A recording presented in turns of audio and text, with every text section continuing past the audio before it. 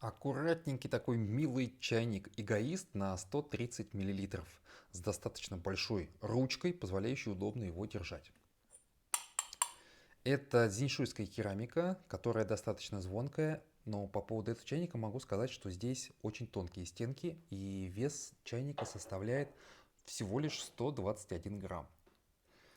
Данный чайник называется Нисинтао Цинжоу Лонгдан.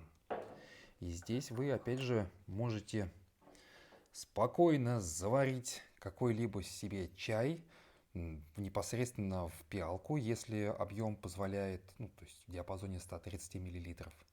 По проливу могу отметить, что скорость пролива средняя.